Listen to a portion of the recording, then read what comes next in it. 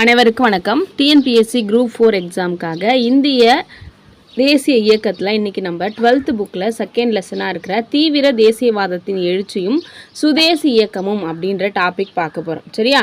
இதில் அறிமுகத்தில் என்ன கொடுத்துருக்காங்க அப்படின்னு பாருங்கள். 19ஆம் நூற்றாண்டோட கடைசி 10 ஆண்டுகளில் இந்திய தேசிய காங்கிரஸ்குள்ளேயே மிதவாத அரசியலுக்கு எதிராக வெளிப்படையான வெறுப்பு உருவாச்சு அப்படின்னு சொல்கிறாங்க. அதாவது 19ஆம் நூற்றாண்டோட கடைசி 10 வருஷத்தில் காங்கிரஸ்குள்ளே நிறைய மெம்பர்ஸ் இருக்காங்க இல்லையா, அவங்க எல்லாரும் தங்களுக்குள்ளே என்ன பண்ணுறாங்க அப்படின்னா மிதவாதிகளுக்கு ஆப்போசிட்டாக வெறுப்போடு இருக்காங்க அப்படின்றது தெரியுது. சரியா? இந்த வெறுப்பு என்ன ஆகும் அப்படின்னா கடைசியில் தீவிர தேசியவாத போக்கு அப்படின்னு சொல்கிறாங்க, மிதவாதிகளுக்கு ஆப்போசிட்டாக அப்படின்னு சொல்லிட்டு. இவங்க என்ன பண்ணுறாங்கன்னா இந்த தீவிர தேசியவாதிகளை முற்போக்காளர்கள் அல்லது போர்க்குணம் மிக்கவர்கள் அப்படின்னு நம்ம சொல்கிறோம். சரியா? இதுக்கு முன்னாடி காங்கிரஸில் 1885 இப்போ வரைக்கும் இருக்கிறவங்கலாம் என்ன பண்ணுறாங்க அப்படின்னா ஆங்கிலேயர்கள்கிட்ட ஒரு கவனமான அணுகுமுறையில் இருக்காங்க. கவனமான அணுகுமுறை அப்படின்னா மன்றாடுதல், மனு சமர்ப்பித்தல் அப்படின்னு சொல்கிறாங்க. அதாவது ஆங்கிலேயரை எதிர்ப்பாக ஒன்றும் செய்ய மாட்டாங்க, அவங்களுக்கு கீழ்ப்படிஞ்சே எல்லாமே பண்ணுறாங்க. அவங்கக்கிட்ட இவங்களுக்கு தேவையான விஷயங்களை கோரிக்கைகளாக கொடுக்கறது, அவங்கக்கிட்ட போய் கெஞ்சுறது, அப்படி இல்லைன்னா அவங்களுக்கு எதிராக போராட்டம் அப்படின்னும் பொழுது வன்முறை இல்லாத முறையில் பண்ணுறது, அந்த மாதிரி தான் இருக்காங்க. இவங்களெல்லாம் நம்ம இறைஞ்சுதல் கொள்கை அப்படின்னு சொல்கிறாங்க. அதாவது எப்பவுமே கெஞ்சிக்கிட்டே இருக்கிறாங்க அப்படின்னு சொல்லி. இதை எதிர்த்து மகாராஷ்டிராவில் இருக்கிற பாலகங்காதர திலகர், வங்காளத்தில் இருந்த பிபின் சந்திரபால், பஞ்சாப்ல இருந்த லாலா லஜபதி ராய், இவங்க எல்லாருமே இந்த மாதிரி ஆங்கிலேயர்கள்கிட்ட போய் கெஞ்சறது பிடிக்கல அப்படின்னு சொல்கிறாங்க. ஓகேவா? வங்காளத்தில் இருந்த பிபின் சந்திரபால், பஞ்சாப்ல லாலா லஜபதி ராய், மகாராஷ்டிராவில் பாலகங்காதர திலகர், இவங்க எல்லாருமே போர்க்குணம் மிக்கவர்களாக இருக்காங்க. இவங்க என்ன பண்ணுறாங்கன்னா அவங்க கிட்ட போய் கெஞ்ச வேணாம், ஓகேவா, நம்ம நம்மளோட நாட்டை அவங்க ஆட்சி பண்ணுறாங்க அப்படின்னு இவங்க சொல்லி பார்க்குறாங்க. மிதவாதிகள் அதுக்கு அப்போஸ் பண்ணுறாங்க. அதனால் அவங்க மேலே என்ன ஆகுது அப்படின்னா வெறுப்பு ஏற்படுது அப்படின்னு சொல்கிறாங்க. சரியா? இந்த வெறுப்பு எங்கே அதிகமாகுது அப்படின்னா வங்காளத்தை கர்சன் பிரித்ததுக்கப்புறம் இந்த வெறுப்பு என்ன பண்ணுது, ரொம்ப அதிகமாகுது. ஆங்கிலேயர்களோட பிரித்தாளும் கொள்கைக்கு மிக சிறந்த எடுத்துக்காட்டாக நம்ம வங்க பிரிவினை சொல்கிறோம். வங்க பிரிவினை அப்படின்றது வங்காள மாகாணத்தை 2ஆக பிரித்தாங்க, இந்து முஸ்லீம்களை பிரிக்கிறோம் அப்படின்ற பேரில். சரியா? அப்போது இந்த காலனி எதிர்ப்பு இது என்ன ஆகுது அப்படின்னா சுதேசி அப்படின்ற ஒரு டேர்ம் வளர்கிறதுக்கும் தேசியம் வளர்கிறதுக்கும் வினையூக்கியாக இருந்துச்சு அப்படின்னு சொல்கிறாங்க. சரியா? முன்னாடி மிதவாத தலைவர்களே வங்காளத்தை பிரிக்க போகிறேன் அப்படின்னு சொல்லும் பொழுது வேணாம் அப்படின்னு சொல்லியிருப்பாங்க. ஆனால் அவங்களால அதை என்ன பண்ண முடியல, தடுக்க முடியல. அதனால் வங்காளத்தை கடைசியாக பிரிச்சுருவாங்க. பிரித்ததுக்கப்புறம் ரொம்ப அந்த லால் பால் காண்டாயிடுவாங்க. சரியா? அந்நிய பொருட்களை புறக்கணிப்பது, அரசால் நிர்வகிக்கப்படும் கல்வி நிலையங்களை புறக்கணிப்பது, இது எல்லாமே சுதேசி இயக்கம் அப்படின்னு நம்ம சொல்கிறோம். இந்த இயக்கம் 1905 1911 வரைக்கும் ரொம்பவே ஒரு முக்கியமான ஒரு இயக்கமாக இருந்துச்சு. காந்தியடிகள் வர்றதுக்கு முன்னாடி ஒரு மிகப்பெரிய இயக்கம் எது அப்படின்னு பார்த்தீங்கன்னா இந்த சுதேசி இயக்கம் அப்படின்னு சொல்கிறாங்க. சரியா? இவங்க முன்வைச்ச அந்த நோக்கங்கள், போராட்ட வழிமுறைகள், சமூக ஆதரவு தளம், இது எல்லாமே இந்த சுதேசி இயக்கத்தில் மாற்றங்களை கண்டுச்சு அப்படின்னு சொல்கிறாங்க. சரியா? ஆங்கிலேயர் ஆட்சியில் நிறைய சமூகத்தினர் இருக்காங்க. விவசாயிகள், வேளாண்மை செய்கிறவங்க, அதுக்கப்புறம் தச்சர்கள் அப்படின்னு நிறைய பேர் இருக்காங்களே, எல்லாருமே ஆங்கிலேயர்களோட சுரண்டலில் பாதிக்கப்படுறாங்க. அப்போது அவங்க எல்லாருமே ஒன்று சேர்ந்து இந்த சுதேசி இயக்கத்தில் ஈடுபடுறாங்க. முதல்ல சுதந்திர போராட்டத்தில் பெண்களும் தொழிலாளர்களும் விவசாயிகளும் விளிம்பு நிலையில் இருக்க மக்களும் நவீன தேசிய சிந்தனைகளையும் அரசியலையும் தெரிஞ்சுக்கிட்டாங்க அப்படின்றத சொல்கிறாங்க. இதுக்கு முன்னாடி அந்த மிதவாத தலைவர்களாக இருந்தவங்களாம் பார்த்தீங்க அப்படின்னா நல்ல பணக்காரவங்களாகவும் பெரிய பெரிய வணிகர்களாகவும் உயர்ந்த ஜாதியினராகவும் இருந்தாங்க. ஆனால் சுதேசி இயக்கத்தில் தான் பார்த்தீங்கன்னா விளிம்பு நிலையில் இருக்க மக்கள் வராங்க, பெண்கள் வராங்க, தொழிலாளர்கள் வராங்க, மாணவர்கள் வராங்க. இவங்க எல்லாருமே தேசியம் அப்படின்னா என்ன, சுதந்திர போராட்டம் பற்றிலாம் அவங்க தெரிஞ்சுக்கிறாங்க அப்படின்னு சொல்கிறாங்க. சரியா? அப்போ உயர்குடியினருக்கு கையில் இருந்த ஒரு போராட்டம் சாமானிய மக்களோட கையில் வருது அப்படின்னு சொல்கிறாங்க. இதுக்கு யார் ஹெல்ப்ஃபுல்லாக இருந்தது அப்படின்னு பார்த்தீங்கன்னா வட்டார மொழி பத்திரிகைகள். ஓகேவா? வட்டார மொழி பத்திரிகைகள் தான் அந்த அவங்களோட சொந்த லாங்குவேஜில் இந்த மாதிரிலாம் போராட்டம் நடக்குது, இந்த மாதிரிலாம் ஆங்கிலேயர்கள் நம்மளை அடக்கி வைக்கிறாங்க, இந்த மாதிரிலாம் சுரண்டுறாங்க அப்படின்ற விஷயத்த பொதுமக்கள்கிட்ட கொண்டு போய் சேர்த்தது என்ன அப்படின்னா வட்டார மொழி பத்திரிகைகள் அப்படின்னு சொல்கிறாங்க. சரியா?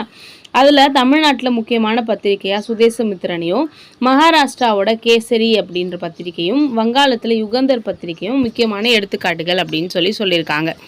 சுதேசி இயக்கம் மக்களிடையே பெரும் ஆதரவு பெற்றுச்சு அப்படின்றதுனால அதை நசுக்கிறதுக்காக ஆங்கிலேயர்கள் நிறைய சட்டங்களை போட்டு வராங்க. அந்த சட்டங்கள் எக்ஸாமில் கேட்பாங்க. என்னென்னா பொதுக்கூட்டங்கள் சட்டம் 1907, வெடிமருந்து சட்டம் 1908, செய்தித்தாள் மற்றும் தூண்டுதல் குற்ற சட்டம் 1908, இந்திய பத்திரிகை சட்டம் 1910. இது எல்லாமே எப்போ கொண்டு வந்தது அப்படின்னா இந்த சுதேசி இயக்கத்தை அடக்கிறதுக்காக கொண்டு வந்த திட்டங்கள் அப்படின்னு சொல்லிட்டு சொல்கிறாங்க. அந்த திட்டங்களில் முக்கியமானது பொதுக்கூட்டங்கள் நடக்கும்பொழுது அதை வந்து போலீஸ் வந்து என்ன பண்ணுறாங்க அப்படின்னா கண்காணிக்கிறாங்க. அப்படி கண்காணிக்கும் பொழுது ஃபஸ்ட் டைமாக போலீஸ்காரங்க வந்து ஷார்ட் ஹேண்டை யூஸ் பண்ணுறாங்க. சுருக்கெழுத்து முறையை முதல்ல யூஸ் பண்ணாங்க அப்படின்னு சொல்லிட்டு சொல்கிறாங்க. சரியா? இதில் தமிழ்நாட்டிலேருந்து வஉசி பற்றியும் வாவேசு ஐயர் பற்றியும் சுப்பிரமணிய சிவா, சுப்பிரமணிய பாரதி இவங்க எல்லாரையும் பற்றியும் நம்ம பார்க்கலாம். சரியா? ஃபஸ்ட்டு வங்க பிரிவினை அப்படின்னா என்னென்னு பார்ப்போம். வங்காளத்துக்கு புதுசாக வந்து ஒரு ஆளுநர் வராரு. அவர் யார் அப்படின்னு பார்த்தீங்கன்னா கவர்னர் ஜெனரலாக கர்சன் பிரபு அப்படின்றவர் வராரு. எப்போ அவரை பணி நியமனம் பண்ணுறாங்க அப்படின்னா 1899 ஜனவரி 6 வங்காளத்தோட புதிய தலைமை ஆளுநராகவும் இந்திய அரசினோட பிரதிநிதியாகவும் கர்சன் பிரபு நியமனம் செய்கிறாரு. அதுக்கப்புறம் என்ன ஆகுது அப்படின்னா நிறைய பஞ்சங்கள் வருது, பிளேக் நோய் வருது. இதன் விளைவாக ஆங்கிலேயர்களோட செல்வாக்கு ரொம்ப கம்மியாக இருக்குது அந்த டைமில். சரியா? அந்த டைமில் வந்து ஆங்கிலேயர்கள் மேலே யாருக்குமே வந்து மரியாதையும் இல்லை, கோவம் தான் அதிகமாக இருக்குது. அப்படி இருக்கும்பொழுது தான் கர்சன் வந்து இந்தியாவுக்கு வராரு. அப்படி வரும்பொழுது இங்கே இருக்கிற தலைவர்கள் கூட ஒரு இணக்கமான போக்கோடு இருப்பார் அப்படின்னு பார்த்தா இல்லை. அவர் வந்து என்ன பண்ணுறாரு அப்படின்னா அடக்குமுறை வந்து கொண்டு வராரு அப்படின்னு சொல்கிறாங்க. சரியா? அவர் என்ன பண்ணுறாரு அப்படின்னு பார்த்தீங்கன்னா கல்கத்தா மாநகராட்சி குழுவில் அங்கம் தேர்ந்தெடுக்கப்பட்ட இந்திய உறுப்பினர்களோட எண்ணிக்கையை குறைக்கிறார். அதாவது வந்த உடனே என்ன பண்ணுறாரு அப்படின்னா கல்கத்தாவோட மாநகராட்சி சபை இருக்கு இல்லையா, அதில் இந்தியர்கள் இருப்பாங்களே தேர்ந்தெடுக்கப்பட்டு அவங்களோட நம்பர்ஸ் வந்து குறைக்கிறார். 10 பேர் இருக்காங்க அப்படின்னா 7 பேர் 8 பேர்னு குறைக்கிறார். அதே மாதிரி 1904 பல்கலைக்கழக சட்டம் அப்படின்னு ஒரு சட்டத்தை இயற்றுறாரு.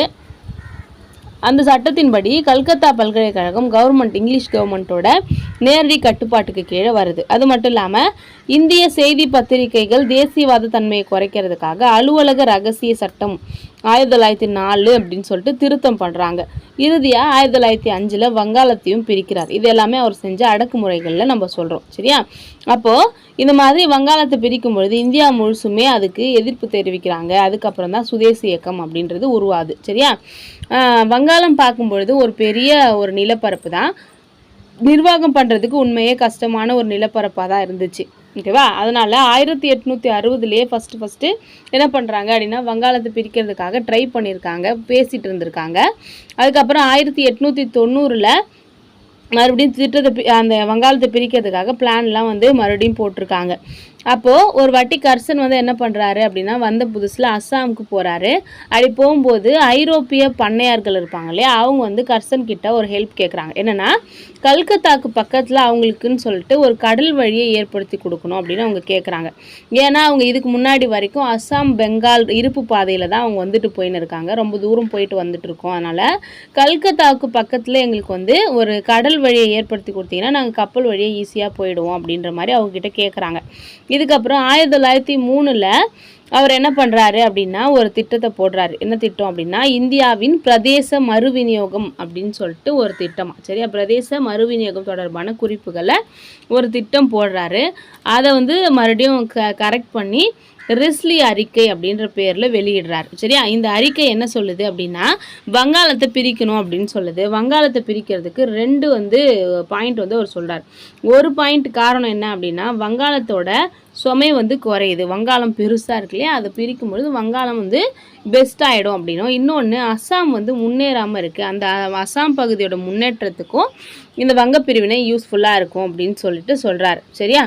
அப்போது இப்படின்னு அவர் சொன்னாலும் இது எதுக்காக தான் தீட்டினாங்க அப்படின்னா ஐரோப்பிய வணிகர்கள் வந்து அவங்க பேசினாங்களே அவங்களோட வசதிக்கு ஏற்ற மாதிரி பிரிக்கிறதுக்கு தான் வந்து இந்த வங்காள பிரிவினையை அவர் செஞ்சார் அப்படின்னு சொல்லிட்டு சொல்கிறாங்க. சரியா? முன்னாடி என்ன பண்ணாங்க அப்படின்னா வங்காளத்தில் சில பகுதிகளை மற்ற பகுதிகளுக்கு மாற்றி விடலாம் அப்படின்ற மாதிரி தான் பேசினாங்க. ஆனால் 1903 to 5 அதை வந்து வங்காளத்தை கண்டிப்பாக பிரித்து தான் போகிறோம் அப்படின்ற விஷயத்த கொண்டு வந்துட்டாங்க. இதில் புதியதாக கிழக்கு வங்காளமும் அஸ்ஸாமும் சிட்டகாங், டாக்கா, திப்பேராவில் ராஜஷாகி மலையின் சில பகுதிகள், அஸ்ஸாம் மாகாணம் இது எல்லாத்தையும் சேர்ந்து தான் இருந்துச்சு அப்படின்னு சொல்லிட்டு சொல்கிறாங்க. ஓகேவா? கிழக்கு வங்காளம்னு தனியாக எடுத்துட்டாங்க. அதுக்கப்புறம் அஸ்ஸாம், சிட்டகாங், டாக்கா, திப்போராவில் இருக்க ராஜஷாகி, அதுக்கப்புறம் அஸ்ஸாம் மாகாணம் இது எல்லாத்தையும் சேர்த்து பிரித்தாங்க அப்படின்னு சொல்லிட்டு சொல்கிறாங்க. இந்த வங்காளம் வந்து ரொம்ப பெரிய நிலப்பரப்பு அப்படின்னு சொன்னாலும் என்ன பண்ணார் அப்படின்னா இந்து முஸ்லீம்களை பிரிக்கிறதுக்காக தான் இந்த வங்க பிரிவினை கொண்டு வந்தார் அப்படின்னு சொல்லிட்டு சொல்கிறாங்க. ஆங்கிலேய ஆட்சிக்கு எதிராக வங்காளத்தில் நிறைய மக்கள் வந்து போராட்டம் பண்ணுறாங்க, நிறைய தலைவர்கள் அங்கேருந்து வராங்க. அப்போது இந்து முஸ்லீம் மக்கள் வந்து ஒன்றா இருக்கிறதுனால தான் வந்து ஆங்கிலேயரை எதிர்க்கிறாங்க, அப்போ அவங்க 2 பேரையும் பிரித்து விட்டுறணும் அப்படின்னு சொல்லி கர்சன் வந்து நினைக்கிறாரு. அப்போ வந்து அங்கே இருக்கிற ஐஏஎஸ் ஆஃபீஸர்லாம் என்ன சொல்கிறாங்க அப்படின்னா வங்காளத்தை அவங்க பேசுகிற லாங்குவேஜ் அடிப்படையில் வேணால் பிரிக்கலாம், ஆனால் இந்து முஸ்லீம் வழியாக பிரிக்க வேணாம் அப்படின்னு சொல்லிட்டு சொல்கிறாங்க. ஆனால் இதை கர்சன் வந்து என்ன பண்ணல, கேட்கவே இல்லை அப்படின்னு சொல்கிறார். கர்சன் என்ன சொல்கிறாருன்னா வங்காளத்தை பிரித்தா தனித்தனியாக இந்து முஸ்லீமில் தான் பிரிக்கணும், அப்போ தான் 2 பேரும் அடிச்சுப்பாங்க, நம்மளுக்கு நல்லது அப்படின்ற மாதிரி பிரிக்கிறாரு. ஓகேவா? புவியியல் ரீதியாக பார்க்கும்பொழுது நில அடிப்படையிலே பார்க்கும்பொழுது வங்காளத்தை பாகீரதி அப்படின்ற ஆறு வந்து இயற்கையாகவே வங்காளத்தை பிரிக்கிற மாதிரி இருந்துச்சு. ஓகேவா? அவருக்கு முன்னாடி வேலை செஞ்சவங்களும் வந்து அந்த பாகீரதி ஆறை வச்சே பிரிக்கலான்னு நினச்சிருந்தாங்க. அதே மாதிரியே கர்சனும் நினச்சாரு. அப்படி நினைக்கும்போது கிழக்கு வங்காளத்தில் முஸ்லீம்கள் ரொம்ப அதிகமான பேர் இருந்தாங்க, மேற்கு வங்காளத்தில் இந்துக்கள் ரொம்ப அதிகமாக இருந்தாங்க. அப்போ அவர் என்ன பண்ணுறாருன்னா இந்த பக்கம் முஸ்லீம்ஸ் அதிகமாக இருக்காங்க, இந்த பக்கம் ஹிந்துஸ் அதிகமாக இருக்காங்க, நடுவில் 2 பேரும் சமமாக இருக்காங்க. அப்போ நடுவில் நம்ம என்ன பண்ணலாம், பிரித்து விட்டுடலாம் அப்படின்னு சொல்லிட்டு சொல்கிறாங்க. சரியா? அப்போது அவர் என்ன பண்ணுறாரு அப்படின்னா 1904 டாக்காவுக்கு போயிட்டு பேசிகிட்டு இருக்காரு. இப்போ மக்கள்கிட்ட பேசும்போது டாக்காவில் முஸ்லீம்கள்கிட்ட சொல்கிறாரு, நான் வந்து வங்காளத்தை பிரிக்கிறேன், அப்படி பிரிக்கும் பொழுது முஸ்லீம் ஆட்சியில் கூட நீங்கள் அனுபவிக்காத சந்தோஷங்களை இந்த புது மாகாணமான கிழக்கு வங்காளத்தில் அனுபவிப்பீங்க அப்படின்னு சொல்லிட்டு பிப்ரவரியில் டாக்காவில் கர்சன் வந்து முஸ்லீமுக்கு உறுதி அளிக்கிறார். ஓகேவா? அப்போது அதே மாதிரி சொன்ன மாதிரியே என்ன பண்ணுறாரு அப்படின்னா வங்காளத்தை பிரிச்சுட்டாரு. பிரித்ததுக்கப்புறம் எல்லாரும் பிரிஞ்சிடுவாங்கன்னு நினச்ச அவரு கடைசியில் என்ன ஆகுதுன்னா எல்லாரும் அதுக்கு பிரியறதுக்கு பதிலாக ஒன்றா சேர்ந்துட்டாங்க அப்படின்னு சொல்லிட்டு சொல்கிறாங்க. சரியா? முஸ்லீமாக இருக்கட்டும், இந்துவாக இருக்கட்டும், அது எல்லாத்தையும் தாண்டி அவங்க வங்காளிகள் அப்படின்ற அடையாளத்தை வந்து என்ன பண்ணாங்க, ஒன்றா எடுத்துக்கிட்டாங்க. நம்ம எல்லாருமே வங்காளிகள் அப்படின்னு சொல்லிட்டு நம்ம இப்போலாம் சொல்கிறோம் இல்லையா, நம்ம எல்லாம் தமிழர்கள் அப்படின்னு, அந்த மாதிரி வங்காளிகள் அப்படின்னு சொல்லிட்டு எல்லாரும் ஒன்றுக்கு சேர்ந்தாங்க அப்படின்னு சொல்லிட்டு சொல்கிறாங்க. சரியா? அது மட்டும் இல்லாமல் ரவீந்திரநாத் தாகூர் அந்த டைமில் என்ன பண்ணுறாரு அப்படின்னா நிறைய வங்க மொழியில் இலக்கியங்களை வெளியிடுறாரு. அதில் வந்து நம்மளோட வங்க மொழி வங்காளிகள் அப்படின்னு சொல்லி எல்லாரையும் ஒத்துமையாக்குறதுக்காக நிறைய விஷயங்கள் செய்கிறாரு. அதேமாதிரி வட்டார மொழியில் நிறைய பத்திரிகைகள் வந்து ஒற்றுமை தொடர்பான கதைகளை கொடுக்குறாங்க. அதே மாதிரி நிறைய பஞ்சங்கள் நடக்குது, வேலையின்மை, பொருளாதார பிரச்சனை, இது எல்லாமே ஆங்கிலேயர் மேலே வெறுப்பு வந்து உண்டாக்குது அப்படின்னு சொல்லி சொல்கிறாங்க. சரியா? அடுத்தது பிரிவினை எதிர்ப்பு இயக்கம் அப்படின்னு கொடுத்துருக்காங்க டாப்பிக்கில். டிசம்பர் 1903 வங்க பிரிவினை அறிவிக்கப்பட்டது. ஓகேவா? அதுலேருந்தே தீவிர தேசியவாதிகளுக்கும் மிதவாத தேசியவாதிகளுக்கும் நடுவில் பிரச்சனை வந்தது, அதை எப்படியாவது எதிர்க்கணும் அப்படின்னு சொல்லிட்டு.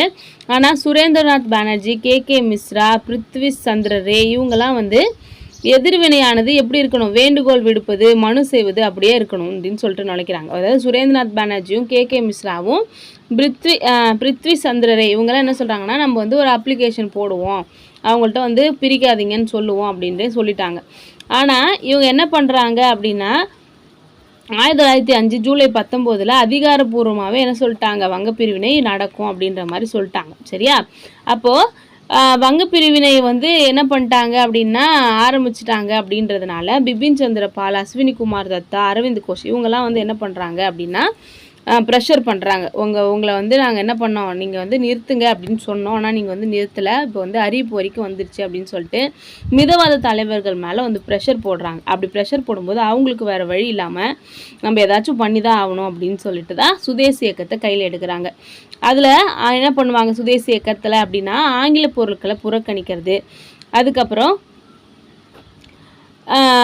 சுதேசி பொருட்களை மட்டும் வாங்குறது, இந்த மாதிரி விஷயங்கள்லாம் வந்து செய்ய போகிறோம் அப்படின்னு சொல்லிட்டு தீவிர தேசியவாத தலைவர்கள் சொல்கிறாங்க. வேறு வழி இல்லாமல் மிதவாத தலைவர்களும் என்ன பண்ணுறாங்க, இதை ஏற்றுக்கிறாங்க அப்படின்னு சொல்லிட்டு சொல்கிறாங்க. முன்னாடி இருந்த மாதிரி மனு கொடுக்கறது, போய் கெஞ்சிட்டு இருக்கிறதெல்லாம் வந்து செட் ஆகாது அப்படின்னு அவங்களும் கொஞ்சம் ஃபீல் பண்ணுறாங்க. அதுக்கப்புறம் 1905 ஜூலை 17 கல்கத்தாவில் ஒரு கூட்டம் நடக்குது, காங்கிரஸோட கூட்டம். அங்கே தான் வந்து என்ன பண்ணுறாங்க அப்படின்னா எல்லாரும் சேர்ந்து ஆங்கில பொருட்களையும் நிறுவனங்களையும் புறக்கணிக்கணும் அப்படின்னு சொல்லிட்டு ஃபஸ்ட்டு சுரேந்திரநாத் பானர்ஜி இதெல்லாம் பற்றி சொல்கிறாரு. ஆகஸ்ட் 7 கல்கத்தாவில் டவுன் ஹாலில் நடைபெற்ற இன்னொரு கூட்டத்தில் சுதேசி இயக்கத்தை முறையாக பிரகடனம் பண்ணிட்டாங்க. ஓகே, முன்னாடி அரைக்கோவல் விட்டது அரவிந்த் கோஷில் சுரேந்திரநாத் பானர்ஜி.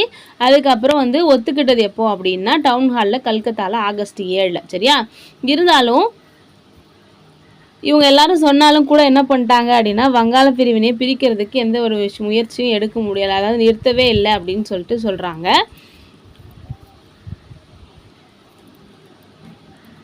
வங்க பிரிவினைக்கு எதிராக மாணவர்கள் பெருமளவில் பங்கேற்கிறாங்க. அதே மாதிரி மாணவர்களோட பங்கேற்பு ரொம்ப அதிகமாக இருந்துச்சு அப்படின்னு சொல்லிட்டு சொல்கிறாங்க. அதனால் ஆங்கிலேயர்கள் என்ன பண்ணுறாங்கன்னா யாரெல்லாம் போராட்டத்துக்கு போகிறாங்களோ அவங்களோட கல்வி உதவித்தொகை மானியங்களை நிறுத்திடுவோம் அப்படின்னு சொல்லி பயமுறுத்துறாங்க. ஓகேவா? அவங்களோட காலேஜில் படிக்கிறதுனால. அதனால் என்ன பண்ணுறாங்கன்னா கல்வி நிறுவனங்களையும் புறக்கணிக்கிறாங்க. நம்மளுக்குன்னு சொல்லிட்டு இந்தியா மக்களுக்குன்னு சொல்லிட்டு தனியாக வந்து பல்கலைக்கழகங்கள் கல்லூரியெல்லாம் கொண்டு வரணும் அப்படின்னு சொல்லிட்டு சொல்கிறாங்க. நிறைய இடத்துல பொதுக்கூட்டங்கள் நடக்குது. துர்கா பூஜை இந்த மாதிரியான மத விழாக்கள் வந்து புறக்கணிப்புக்கு பற்றி வேண்டுகோள் விடுப்பதற்காக பயன்படுத்தப்பட்டுச்சு அப்படின்னு சொல்லிட்டு சொல்கிறாங்க. அதிகாரப்பூர்வமாக வங்காளத்தை 1905 அக்டோபர் 16 பிரிச்சுட்டாரு கரிசன் பிரபு. அன்னைக்கு துக்க தினமாக கடைபிடிச்சாங்க. ஆயிரக்கணக்கான மக்கள் வந்து கங்கையில் நீராடி வந்தே மாதரம் பாடலை பாடிக்கிட்டு வீதியில் ஊர்வலமாக போனாங்க அப்படின்னு சொல்லிட்டு சொல்கிறாங்க. சரியா? அடுத்தது புறக்கணித்தலும் வங்காளத்தில் சுதேசி இயக்கமும் அப்படின்ற டாபிக் கொடுத்துருக்காங்க. புறக்கணிப்பும் சுதேசியமும் ஒன்னோடு ஒன்று இணைக்கப்பட்டதாகவும் இந்தியா தன்னிறைவு பெற்ற நாடாக ஆக்குறதும் இந்த விரிவான திட்டத்தின் ஒரு பகுதியாக இருந்துச்சு அப்படின்னு சொல்லிட்டு சொல்கிறாங்க. சென்னையை சேர்ந்த தேசியவாதியாக இருக்கிற ஜி சுப்பிரமணியம் என்ன பண்ணுறாரு அப்படின்னா சுதேசி இயக்கத்தோட குறிக்கோள் குறித்து சொல்கிறார். என்ன சொல்கிறாருன்னா தேசிய வாழ்வின் அனைத்து தளங்களிலும் தங்களின் சார்பு நிலைக்கு எதிரான புரட்சி அப்படின்னு சொல்லிட்டு சுதேசி இயக்கத்தை பற்றி சொல்கிறார். ஓகேவா? தேசிய வாழ்வின் அனைத்து தளங்களிலும் தங்களின் சார்பு நிலைக்கு எதிரான புரட்சி அப்படின்னு சொன்னது ஜி சுப்பிரமணியம் சொல்லியிருக்காரு. அதுக்கப்புறம் கோபாலகிருஷ்ண கோகலே என்ன சொல்கிறாரு அப்படின்னா சுதேசி இயக்கமானது நம்முடைய தொழில்களின் முன்னேற்றத்திற்கானது மட்டுமல்ல, நமது தேசிய வாழ்க்கை சார்ந்த அனைத்து துறைகளின் மேம்பாட்டிற்குமானது. இயக்கத்தின் வளர்ச்சியோடு சுதேசி இயக்கம் குறித்த பல விளக்கங்கள் எல்லாரும் ஒருத்தவங்க ஒரு மாதிரி சொல்லியிருந்தாங்க. இருந்தாலும் சுதேசி இயக்கம் அப்படின்றது என்னன்னா புறக்கணிப்பும் போராட்டமும் கலந்தது தான் அப்படின்ற மாதிரி சொல்றாங்க. சரியா? அடுத்ததா இந்த பாக்ஸ்ல பாருங்க, சுதேசி சிந்தனையின் பரிணாம வளர்ச்சி அப்படின்னு சொல்லி கொடுத்துருக்காங்க. விடுதலை போராட்டத்தின் போது சுதேசி இயக்கம் அப்படின்ற எண்ணம் முதல்ல 1905 ஒரு சில காங்கிரஸ் தலைவர்களாலையும் பின்னாடி 1920 மகாத்மா காந்தி தலைமையிலும் ஒரு தத்துவமாக மாறுச்சு அப்படின்னு சொல்கிறாங்க. சுதேசி அப்படின்றதுக்கான அர்த்தம் என்னன்னா ஒருவரது சொந்த நாடு அப்படின்னு சொல்கிறாங்க. இந்த தத்துவத்தின் தோற்றமானது 1872 பூனேல மகாதேவ் கோவிந்த ரானடே தன்னோட தொடர் சொற்பொழிவுகள் மூலமா இந்த சிந்தனையை பிரபலப்படுத்தினார். ஓகேவா? அப்போ சுதேசி அப்படின்ற சிந்தனையை ஃபர்ஸ்ட் சொன்னது யாருன்னு கேட்டாங்கன்னா 1872 பூனால மகாதேவ் கோவிந்த் ரானடே எம்ஜி ரானடே வந்து சொல்லியிருக்காரு அப்படின்னு சொல்லியிருக்காங்க. ரானடே என்ன சொல்றாருன்னா ஒருவரோட சொந்த நாட்டில் உற்பத்தி செய்யப்படுற பொருட்களுக்கு அந்த பொருட்களின் பயன்பாடு குறைவான மனநிலையை கொடுத்த போதிலும் முன்னுரிமை வழங்கப்படணும். அதாவது நம்ம ஊரில் வந்து ஒரு விஷயம் வந்து செவிக்கிறாங்க அப்படின்னா அது வந்து குவாலிட்டி கம்மியாக இருந்தால் கூட நம்ம என்ன பண்ணணும், அதை தான் யூஸ் பண்ணணும் அப்படின்ற மாதிரி சொல்லியிருக்காரு. நம்மளுக்கு வந்து அவ்வளோ சாட்டிஸ்ஃபேக்ஷன் இல்லைனாலும் கூட அதை விட்டு கொடுக்கக்கூடாது அப்படின்னு சொல்லிட்டு சொல்கிறாங்க. அதே வந்து காந்தியடிகள் என்ன சொல்கிறாரு அப்படின்னா சுதேசி அப்படின்றது நம்ம பிறந்த நாட்டுக்கு நம்ம செய்ய வேண்டிய கடமை அப்படின்னு சொல்லிட்டு அதை வந்து மாற்றிட்டார். சரியா?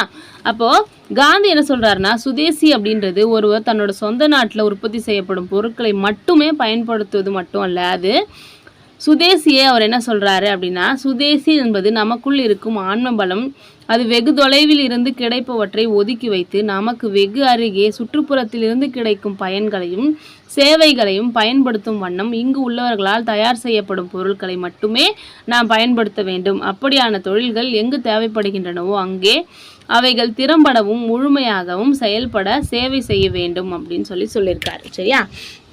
அடுத்ததா ஆக்கப்பூர்வ சுதேசி அப்படின்னு சொல்லி டாபிக் பாருங்க. ஆக்கப்பூர்வமான சுதேசி திட்டம் அப்படின்றது சுய உதவிக்கு முக்கியத்துவம் கொடுத்தது அப்படின்னு சொல்றாங்க. ஆங்கிலேயர்களோட கட்டுப்பாட்டிலேருந்து முழுதுமே விடுதலை பெறணும் அப்படின்றதுக்காக இந்தியாவுக்குள்ளேயே சுயாட்சிக்கான மாற்று நிறுவனங்களை கட்டமைக்கணும் அப்படின்னு சொல்லிட்டு சொல்றாங்க. மக்கள் அவங்கள சுய வலிமை உள்ளவர்களை ஆக்கிக்கணும் அப்படின்னு சொல்லிட்டு சொல்றாங்க. அரசியல் போராட்டங்கள் நடத்துறதுக்கு முன்பா மக்கள் அவங்கள தகுதியான குடிமக்களாக மாற்றிக்கணும் அப்படின்னு சொல்லிட்டு சொல்கிறாங்க. இதில் ஃபஸ்ட்டு ரவீந்திரநாத் தாகூர் அவரோட எழுத்துக்கள் மூலமாக இந்த ஆக்கப்பூர்வ சுதேசி அப்படின்ற கருத்தை வந்து பிரபலம் அடைய செய்கிறாரு. சுய உதவி அப்படின்னு ஆத்ம சக்தி அப்படின்ற ஆக்கத்திட்டத்தை அவர் வந்து கோடிட்டு காட்டுறாரு. சுய பொருளாதார வளர்ச்சிக்கு அவர் வந்து அழைப்பு விடுக்கிறாரு அப்படின்னு சொல்லிட்டு சொல்கிறாங்க. கல்வி வந்து தாய்மொழியில தான் இருக்கணும் அப்படின்னு சொல்கிறாரு. அதனால் அவர் என்ன பண்ணுறாரு, மேலாக்கள் அப்படின்ற திருவிழாக்களை இந்த ஒரு கருத்தை பரப்புறதுக்காக யூஸ் பண்ணிக்கிறாரு அப்படின்னு சொல்லிட்டு சொல்கிறாங்க. ஓகேவா? இது மாதிரி செய்யும்பொழுது வங்காளத்தில் ஜவுளி, கைத்தறி துணிகள், சோப்பு, மண்பாண்டங்கள், தீப்பெட்டி, தோல் பொருட்கள் எல்லாத்துலேயுமே சுதேசி விற்பனை நிலையங்கள் அதிகமாயிட்டே போகுது அப்படின்னு சொல்லிட்டு சொல்கிறாங்க. அடுத்ததான் இங்கே பாருங்கள், வட்டார மொழியில் கல்வி எனும் கருத்து சுதேசி இயக்கத்திற்கு வெகு முன்னரே 1902 சதீஷ் சந்திராவால் விடிவெள்ளி கழகம் நிறுவப்பட்ட போது உருவானது. இதுக்கு முன்னாடி வந்து மேலை நாட்டு கல்வி தான் எல்லாம் படிச்சிருப்பாங்க, காந்தி முதற்கொண்டு. அப்படி இருக்கும்போது வட்டார மொழியில் கல்வி வரணும் அப்படின்னு சொல்லி ஃபஸ்ட்டு சொன்னவர் வந்து சதீஷ் சந்திரா. ஓகேவா? 1902 அவர் விடிவெள்ளி கழகம் அப்படின்னு ஒரு கழகத்தை நிறுவனார். அப்போ அவங்க வந்து வட்டார மொழியில் கல்வி அப்படின்ற ஒரு விஷயத்தை கொண்டு வந்தாங்களாம். அடுத்ததாக 1905 நவம்பர் 5 விடிவெள்ளி கழகத்தோட முன்னெடுப்பால் கல்விக்கான தேசிய கழகம் உருவாக்குனாங்க. அதாவது விடிவெள்ளி கழகம் உருவாக்குனது 1902, கல்விக்கான தேசிய கழகம் உருவாக்குனது 1905 நவம்பர் 5 விடிவெள்ளி கழகம் தான் அதை ஸ்டார்ட் பண்ணாங்க அப்படின்னு சொல்லிட்டு சொல்கிறாங்க. அடுத்ததாக ஆகஸ்ட் 1906 வங்காள தேசிய கல்லூரியும் ஸ்கூலும் வந்து நிறுவியிருக்காங்க. 1906 வங்காள தேசிய கல்லூரி, அதுக்கப்புறம் ஸ்கூல். அடிமை நிறுவனங்கள்லேருந்து வெளியே வரும்படி சதீஷ் சந்திரா மாணவர்களுக்கு ஒரு வேண்டுகோள் விடுத்தார். ஆனாலும் வேலை கிடைக்கணும்ல, எக்ஸாமுக்கு படிக்கிறதுக்கு வேலை வேணும்ல, அதனால நிறைய பேர் வந்து என்ன பண்ணுறாங்க, ஆங்கில கல்வி தான் கற்றுக்கிட்டாங்க அப்படின்னு சொல்கிறாங்க. அடுத்ததாக சமுதிகள். சமுதி அப்படின்றது இன்னொரு முக்கியமான வெற்றிகரமான முறைன்னு சொல்கிறாங்க. சமுதி அப்படின்னா தொண்டர் படை அப்படின்னு சொல்கிறாங்க. உறுப்பினர்களுக்கு உடற்பயிற்சி அளிக்கிறது, அறநெறிகளை கற்றுக் கொடுக்கறது, பஞ்சம் போதும், அதுக்கப்புறம் நோய் தாக்குதல் மேலும் மற்றவங்களுக்கு சேவை செய்கிறது, அதுக்கப்புறம் விழா காலங்களில் சுதேசி பற்றின செய்தியை பரப்புரைவு செய்கிறது, உள்ளூரில் ஸ்கூல்லையும் நடுவர் நீதிமன்றங்களையும் உருவாக்குறது, இந்த மாதிரி பணிகளை இந்த சமிதிகள் செஞ்சிட்ருக்காங்க. அமைதி வழி போராட்டத்தின் மூலமாக ஆங்கில அரசு நிர்வாகத்துக்கு ஒத்துழைப்பு தராமல் இருக்கிறது தான் இந்த சமுதியோட நோக்கம். அமைதியாக போராடுவோம், ஆனால் ஆங்கில அரசுக்கு என்ன பண்ண மாட்டோம், ஒத்துழைக்க மாட்டோம் அப்படின்னு சொல்லியிருந்தாங்க. மக்களை பெருமளவில் ஒன்று திரட்டப்பட்ட மேற்கொள்ளப்பட்ட முயற்சிகளில் இந்த முயற்சியும் ஒன்று அப்படின்னு சொல்கிறாங்க. ஆனாலும் முஸ்லீம் விவசாயிகள் இதில் கலந்துக்கல, ஒடுக்கப்பட்ட மக்களும் இதில் கலந்துக்கல. அதனால இந்த சமுதி வந்து என்ன பண்ணல, ஒழுங்காக விரிவுபடுத்த முடியாமல் போச்சு அப்படின்னு சொல்லிட்டு சொல்கிறாங்க. இந்த சமுதியில் இருந்த மக்கள் பெரும்பாலுமானவங்க வந்து நல்லா பணக்காரவங்களாகவும் நல்லா படித்தவங்களாகவும் இருந்தாங்க அப்படின்னு சொல்லிட்டு சொல்கிறாங்க.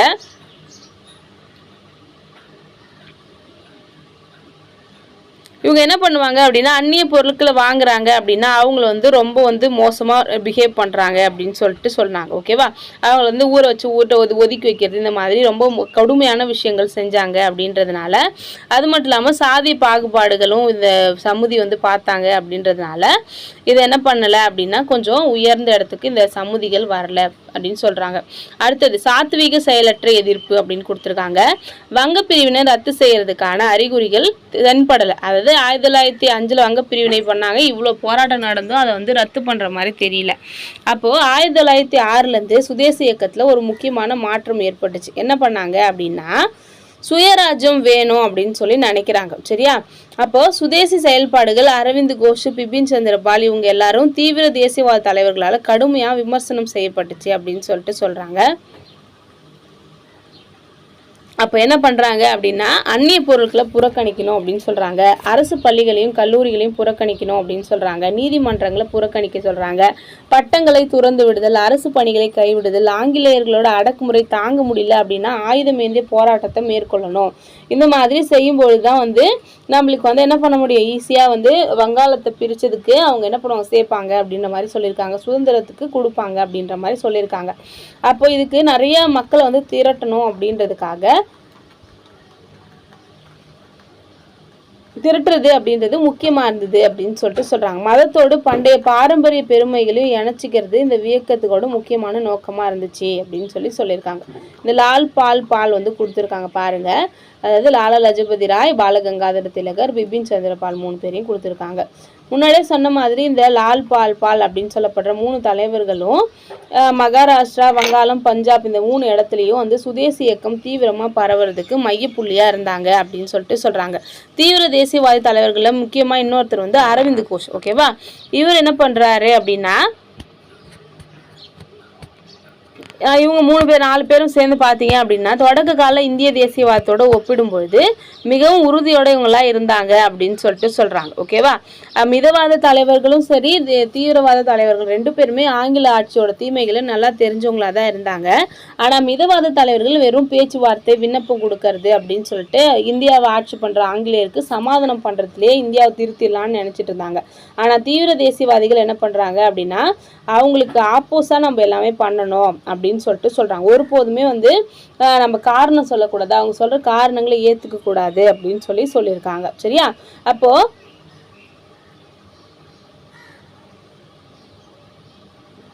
முன்னாடி வந்து வெறும் படித்தவங்க மட்டும்தான் வந்து என்ன பண்ணாங்க அப்படின்னா ஆங்கில அரசுக்கு நெருக்கடி கொடுத்தாங்க. ஆனால் இவங்களுக்கு அப்புறம், அதாவது தீவிர தேசியவாதிகளுக்கு அப்புறம் வெகுஜன மக்களோட எதிர்ப்பும் அதிகமாக போச்சு அப்படின்னு சொல்லிட்டு சொல்கிறாங்க.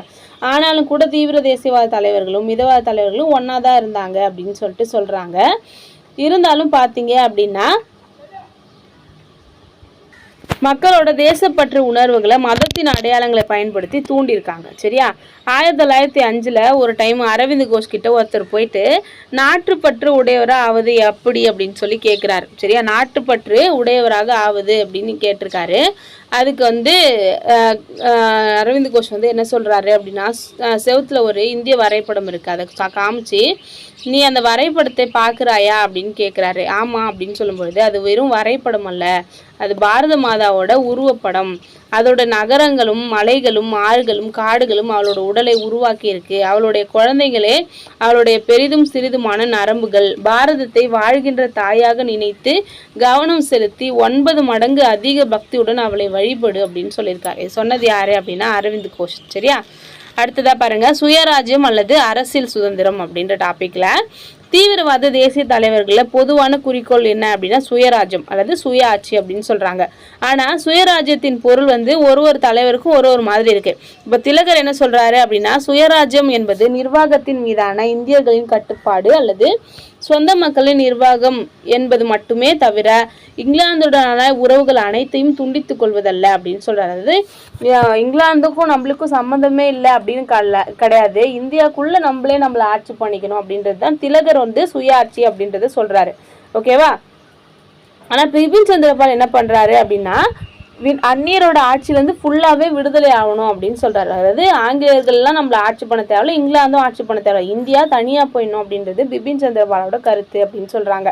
அப்போது வங்காளம், பஞ்சாப், மகாராஷ்டிரா இந்த 3 பகுதியிலுமே இந்த லால் பாலால் புரட்சிகர தேசியவாதம் வந்து ரொம்ப அதிகமாக இருக்குது. ஆனால் மிதவாத தலைவர்கள்ட்ட வந்து இவங்க என்ன பண்ணுறாங்க, வேறுபடுறாங்க அப்படின்னு சொல்லிட்டு சொல்கிறாங்க.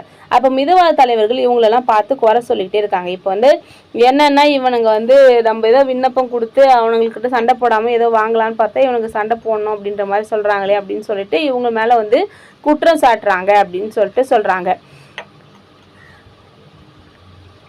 இருந்தாலும் கூட இந்த அரசியல் படுகொலைகள், தனிநபர் பயங்கரவாதத்தெல்லாம் வந்து தீவிர தேசியவாதிகள் அங்கீகரிக்கலாம். அவங்க போராட்டம் பண்ணணும் அப்படின்னு சொல்றாங்களே கொஞ்சம், இப்போ குண்டு போடணும், கொலை பண்ணணும் அப்படின்லாம் அவங்க நினைக்கல அப்படின்னு சொல்லிட்டு சொல்றாங்க. ஓகேவா,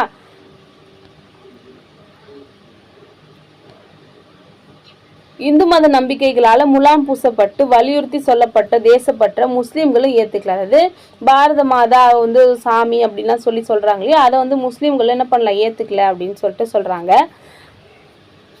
1908 தீவிர தேசியவாதம் கொஞ்சம் கொஞ்சமாக சரிய தொடங்கி 1907 சூரத் பிளவு அதன் வீழ்ச்சிக்கான மற்றொரு காரணம் அப்படின்னு சொல்லிட்டு சொல்கிறாங்க. சரியா, என்ன பண்ணுவாங்கன்னு பாருங்களேன்.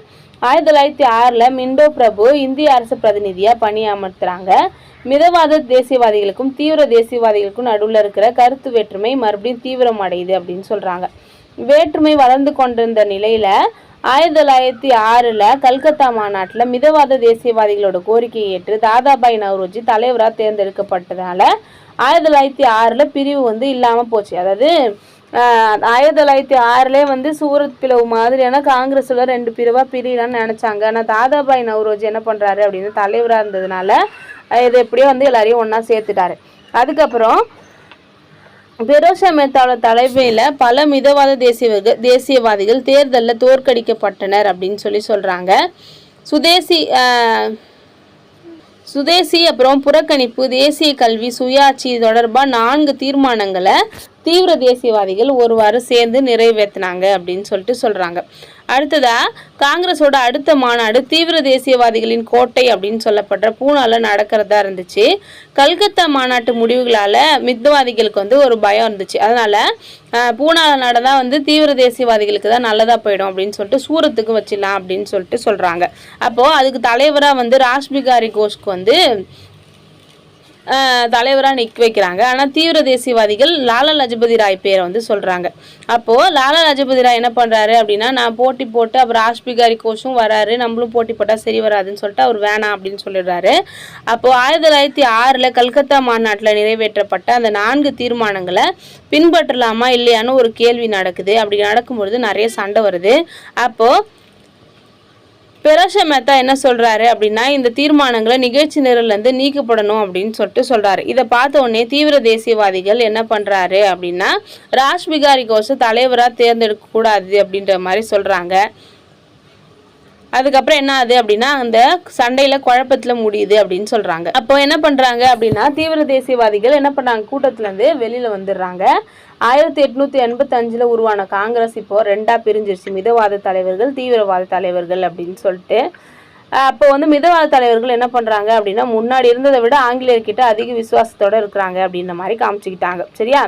அதுக்கப்புறம் தீவிரவாதிகள் இல்லாத அந்த காங்கிரஸ்க்கு பேத்தா காங்கிரஸ் அப்படின்னு அழைக்கிறாங்க. 1908 நடைபெற்ற காங்கிரஸ் மாநாட்டில் மறுபடியும் தீவிரவாதிகள் யாருமே கலந்துக்கல, வெறும் மிதவாதி தலைவர்கள் மட்டும்தான் கலந்துக்கிறாங்க அப்படின்னு சொல்கிறாங்க. சரி, அவங்க ஆங்கிலேயருக்கு என்ன பண்ணுறாங்க, ரொம்ப விசுவாசமாக இருக்காங்க. ஆங்கில ஆட்சிக்கு சவாலாக இருக்கணுன்ற எண்ணமே இல்லை. ஓகேவா? அப்போது ஒரு அரசியல் வலுவே இல்லாத ஒரு அரசியல் அமைப்பாக அந்த அரசியல் சார்ந்த ஒரு அமைப்பாக காங்கிரஸ் மாறுச்சு அப்படின்னு சொல்கிறாங்க. ஓகேவா? ஆனாலும் தீவிர தேசியவாதிகள் காங்கிரஸ் மாதிரி ஒரு அமைப்பை உருவாக்கணும் அப்படின்னு நினைக்கல, முடியல அதனால. சரியா? அப்போது இது வரைக்கும் காங்கிரஸ் கட்சியில் இருந்ததுனால அவங்க யாரையுமே அரெஸ்ட் பண்ண முடியல. ஆனால் இவங்க வெளியில் வந்துட்டாங்க அப்படின்னும் பொழுது தீவிரவாத தலைவர்கள் எல்லாரையும் பிடிச்சனப்போ டக்குன்னு ஜெயிலில் போடுறாங்க. சரியா? அடுத்தது இப்போ என்ன பார்த்தாங்க, மிதவாத தலைவர்களும் என்ன ஆயிட்டாங்க அப்படின்னா ஆங்கிலேயர்களுக்கு சப்போர்ட் பண்ணுற நிலைமைக்கு வந்துட்டாங்க. தீவிரவாத தலைவர்கள்னு சொல்லப்பட்ட யாருமே வெளியில் இல்லை, எல்லாருமே என்ன பண்ணிட்டாங்க, பிடிச்சி கைது பண்ணிட்டாங்க. அப்போது ஃபஸ்ட்டு புரட்சிகர தேசியவாதம் வெடிக்க ஆரம்பிக்குது. புரட்சிகர தேசியவாதம் அப்படின்னா என்னன்னு பார்க்கலாம்.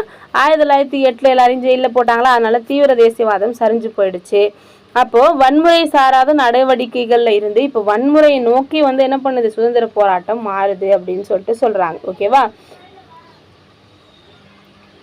ஆங்கில ஆட்சிக்கு வெகுஜனங்களோட எதிர்ப்பு அப்படின்றதுக்கு பதிலாக சமூகத்தோட உயர்மட்டத்தை சார்ந்தோட எதிர்ப்பு அப்படின்ற மாற்றத்தையும் உருவாக்குச்சு அப்படின்னு சொல்கிறாங்க. வங்காளத்தில் புரட்சிகர பயங்கரவாதம் முன்னாடியே வளர்ந்துருச்சு. எப்போ அப்படின்னா 1870 விவேகானந்தர் சொல்லியிருக்காரு. என்ன சொல்லியிருக்காருன்னா, எகிலான உடலையும் நரம்புகளையும் வளர்ப்பதற்காக பல்வேறு இடங்களில் அக்காரா எனப்படும் உடற்பயிற்சி நிறுவனங்களை நிறுவியிருக்காங்க. அடுத்தது பங்கிம் சந்திர சட்டர்ஜியோட ஆனந்த மடம் அப்படின்ற நாவலும் பார்த்தீங்கன்னா படிக்கிறவங்களுக்கு ஒரு குறிப்பிடத்தக்க தாக்கத்தை ஏற்படுத்துச்சு. அங்கே என்ன சொன்னாங்கன்னா, புரட்சிகர தேசியவாதம் வேணும், அதாவது போராட்டம், சுடுறது, வெடிகுண்டு அப்படின்றது மூலமாக தான் சுதந்திரம் வாங்க முடியும் அப்படின்ற மாதிரி எல்லாருக்கும் தோணுது. அதுக்கப்புறம் வந்தே மாதரம் பாடல் இருக்கு இல்லையா, அந்த ஆனந்த மடம் நாடகத்தில், அந்த நாவலில் அந்த நாவலோட அந்த வந்தே மாதரம் பாடல் சுதேசி இயக்கத்தோட பாடலாக மாறிடுச்சு அப்படின்னு சொல்கிறாங்க. அப்போது சுதேசி இயக்கத்தின் போது தனிநபர் வன்முறை எழுச்சி பெறுவதற்கு 3 காரணங்கள் இருக்குது. ஒன்று என்னென்னா, அந்நிய அடக்குமுறை ஆட்சியின் கீழ் வெகுவாக பொறுமை இழந்து கொண்ட இளைஞர்கள் அரசியல் ஆக்கசார் செயல்பாடுகளை ஓரளவே ஏற்றுக்கொண்டார்கள் அப்படின்னு சொல்கிறாங்க. இளைஞர்களுக்கு அரசியல் சார்ந்து ஈடுபடணும் அப்படின்ற எண்ணம் குறைஞ்சிருச்சு, ஏன்னா ஆங்கிலேயர்களோட ஆதிக்கம். அடுத்தது இளம் வயது மக்களுக்கு தலைமையேற்று அவர்களை ஒரு நீண்ட கால வெகுஜன போராட்டத்தில் ஈடுபடுத்துவதில் தீவிர தேசியவாதிகள் தோல்வி அடைஞ்சு போயிட்டாங்க. அதாவது இப்போ காங்கிரஸ் இருக்குது அப்படின்னா அது ஒரு அமைப்பாக இவ்வளோ நாள் இருந்துச்சு இல்லையா, அந்த மாதிரி ஒரு தீவிர தேசியவாதிகள் வெளில வந்தாங்கல்ல, அவங்க ஒரு அமைப்பாக இல்லாமல் இருக்கிறதுனால இளைஞர்கள் என்ன பண்ணுறாங்க, வேறு வழி இல்லாமல் போராட்டத்தை கையில் எடுக்கிறாங்க புரட்சிகர செயல்பாடுகளுக்கு. அடுத்தது இந்தியாவோட வீரத்தை மீட்டெடுக்கிற முயற்சியின் ஒரு பகுதியாக இந்த போராட்டங்கள் இருந்துச்சு அப்படின்னு சொல்லிட்டு சொல்கிறாங்க. ஆனாலும் அந்த தன்மையை வந்து அடிக்கடி ஆங்கிலேயர்களை எதிர்க்கிறதுக்காகவும் இகழ்வதற்காகவும் புரட்சிகர தேசியவாதிகள் நினச்சாங்க இந்தியர்களோட வீரம் பற்றி அப்படின்னு சொல்லிட்டு சொல்கிறாங்க. ஓகேவா? அப்போது ரஷ்யாவில் நடந்தது மாதிரி திட்டமிட்ட ஒரு புரட்சிக்கு நம்ம வந்து ஒன்றும் செய்யலை. இருந்தாலும் புரட்சிகர நடவடிக்கைகள் சில அடக்கியாலும் ஆங்கிலேயர்களை கொல்றதுக்கான முயற்சிகளாக இருந்துச்சு அப்படின்னு சொல்கிறாங்க. அதில் ஃபஸ்ட் நம்ம பார்க்க போகிறது அலிப்பூர் குண்டுவெடிப்பு வழக்கு. வங்காளத்தில் 1902 பல ரகசிய சங்கங்கள் நிறுவப்பட்டுச்சு. அதுக்கப்புறமா புரட்சிகர தேசியவாதத்தோட கதை அங்கேருந்தே தொடங்குது அப்படின்னு சொல்கிறாங்க. அதில் முக்கியமாக ஜிதேந்திரநாத் பானர்ஜி, அரவிந்த் கோஷோட சகோதரராக இருந்துக்கிற பரிந்து குமார் கோஷ், இவங்க எல்லாம் கல்கத்தாவில் அனுசீலன் சம்மதி அப்படின்னு சொல்லிட்டு ஒரு அமைப்பு வந்து நிறுவுறாங்க. ஓகேவா? 1902 ரகசிய சட்டங்கள் நிறுவப்பட்டுச்சு. அனுசீலன் சம்மதியை உருவாக்குனது யாரு அப்படின்னா ஜதேந்திரநாத் பானர்ஜி, பரிந்தர் குமார் கோஷ். ஓகேவா? இது மட்டும் இல்லாமல் புலின் பிகாரி தாஸ் அப்படின்றவர் டாக்கால அனுசீலன் சம்மதியை 1906 உருவாக்குனாரு. அதே மாதிரி புரட்சிகர தேசிய இதழான வார இதழ் வந்து யுகாந்தர் வந்து தொடங்கினாங்க. சரியா? கல்கத்தால அனுசீலன் சம்மதி தன்னுடைய செயல்பாடுகளை துவங்கியிருக்காங்க. அவங்க நிதி திரட்டுறதுக்காக 1906 ஆகஸ்ட்ல சங்பூர்ல முதல் சுதேசி கொள்ளையை நடத்தியிருக்காங்க. ஓகேவா? கொள்ளை அடிச்சிருக்காங்க. எப்போன்னா ஆகஸ்ட் 1906. எந்த இடம் அப்படின்னா சங்பூர். இது செஞ்சது யாரு அப்படின்னா கல்கத்தா அனுசீலன் சம்மதி. அதே வருஷத்துல ஹேமச்சந்திர கனுங்கோ அப்படின்றவர் இராணுவ பயிற்சி பெறுவதற்காக பாரிஸ்க்கு போறாரு. 1908 அவர் வரும்பொழுது மணிக்தலா அப்படின்ற இடத்துல ஒரு பண்ணை வீட்டில் ஒரு மதச்சார்பு பள்ளியோடு குண்டுகள் தயாரிப்பதற்கான ஒரு தொழில் கூடத்தையும் நிறுவுறார். ஓகேவா? ஹேம்சந்திர கனுங்கோ பற்றி தெரிஞ்சுக்கணும். அவர் என்ன பண்ணுறாரு, இராணுவ பயிற்சி பெறதுக்காக பாரிஸ்க்கு போயிட்டு திரும்பி வரும்போது 1908 ஒரு ஸ்கூலையும் அது கூட குண்டு தயாரிக்கிறதுக்கான ஒரு தொழிற்சாலை மாதிரி நிறுவுறாரு அப்படின்னு சொல்லிட்டு சொல்கிறாங்க. ஓகேவா? அங்கே இருந்தவங்க எல்லாருமே பல்வேறு உடற்பயிற்சிகளை பெறுறாங்க. அது மட்டும் இல்லாமல் இந்தியாவில் இருக்கிற செவ்வியல் நூல்கள், உலகத்தோட பல பகுதிகளில் நடந்த புரட்சி இயக்கங்கள் குறித்த புக்ஸ் எல்லாம் வந்து படிக்கிறாங்க. அப்போ சுதேசி போராட்டக்காரர்களை கொடூரமான நடத்திய டக்ளஸ் கிங்ஸ்போர்ட் அப்படின்ற ஆங்கில அதிகாரியை கொல்றதுக்கு திட்டம் போடுறாங்க. ஓகேவா? சுதேசி போராட்டக்காரங்களை கொடுமையாக நடத்துறது யார் அப்படின்னா டக்ளஸ் கிங்ஸ்போர்ட். அவரை கொல்றதுக்கு என்ன பண்ணுறாங்க, திட்டமும் போடுறாங்க. கொலை செய்யும் பொறுப்பு யார்கிட்ட கொடுக்குறாங்க அப்படின்னா 18 வயசு நிரம்பிய குதிராம் போஸுக்கும் 19 வயசானுக்கிற பிரபுல்லா சாகி 2 பேர்ட்டையும் கொலை செய்யறதுக்கான ஆப்ஷன் வந்து கொடுக்குறாங்க. 1908 ஏப்ரல் 30 இவங்க என்ன பண்ணுறாங்க அப்படின்னா சுடும்பொழுது தவறுதலாக வந்து என்ன பண்ணுறாங்க, ஒரு சேரட் வந்து மீத குண்டை வந்து போட்டுறாங்க. அப்போது அந்த கிங்ஸ்போர்ட் சாப்பிட்றதுக்கு பதிலாக 2 ஆங்கில பெண்கள் வந்து இதில் வந்து செத்துட்டாங்க. அப்போ பிரபுல்லா சாகி என்ன பண்ணார் அப்படின்னா தற்கொலை பண்ணிக்கிட்டார் அங்கேயே. ஆனால் குதிராம் போஸை ஜெயிலில் போட்டு அதுக்கப்புறம் தூக்கில் போட்டாங்க. சரியா? அடுத்தது அரவிந்த் கோஷ், அவரோட சகோதரர் பரிந்த குமார் கோஷ், அதுக்கப்புறம் அவங்க கூட சேர்ந்து ஒரு 35 பேரை கைது பண்ணாங்க. சித்ரஞ்சன் தாஸ் இந்த வழக்கில் வந்து நம்ம ஆளுங்களுக்காக வாதாடி இருப்பார். இது கேட்பாங்க. சித்ரஞ்சன் தாஸ் வந்து யாருக்கு வாதாடினார் அப்படின்னா இங்கே நம்மளுக்கு 32 பேரை கைது பண்ணாங்களே அவங்களுக்கு ஆதரவாக வாதாடினார். இதுதான் நம்ம அலிப்பூர் குண்டுவெடிப்பு வழக்கு அப்படின்னு சொல்கிறோம். ஆங்கில ஆட்சிக்கு எதிராக அரவிந்த் கோஷ் வந்து சதியில் ஈடுபட்டார் அப்படின்னு ஆதாரங்கள் எதுவும் இல்லை அப்படின்றதுனால அவரை மட்டும் விடுவிச்சிட்டாங்க. ஆனால் பரிந்தர் குமார் கோஷ், உல்லாஸ் கர்தத் இவங்களுக்கெல்லாம் மரண தண்டனை கொடுத்தாங்க. அதுக்கப்புறம் அதை வந்து ஆயுள் தண்டனையாக குறைச்சி நாடு கடத்திருப்பாங்க அப்படின்னு சொல்லிட்டு சொல்கிறாங்க. அதுக்கப்புறம் மற்றவங்களுக்குலாம் ஆயுள் தண்டனையும் அதுக்கப்புறம் ஆயுட்காலத்துக்கு நாடு கடத்தப்பட்டாங்க அப்படின்னு சொல்லிட்டு சொல்கிறாங்க. இது இந்த அலிப்பூர் குண்டுவெடிப்பு பார்க்கும்பொழுது இவங்க இந்த துப்பாக்கியால் கொன்னாங்க இல்லையா, அவங்களெல்லாம் மக்கள் ஹீரோ மாதிரி பார்த்தாங்க அப்படின்னு சொல்கிறாங்க. சரியா? அதுக்கப்புறம் விசாரணையும் பின் விளைவுகளும் அப்படின்னு பார்க்கும்பொழுது அரவிந்த் கோஷ் இந்த விடுதலை செஞ்சதுக்கப்புறம் அவர் வந்து ஆன்மீக பாதையில் பாண்டிச்சேரிக்கு வந்து அரவிந்தர் சாமியாக மாறிடுவார். 1950 வந்து இயற்கை எதுவும் வரைக்கும் ஒரு பாண்டிச்சேரியில் தான் அரவிந்தர் ஆசிரமத்தில் தங்கியிருப்பார்.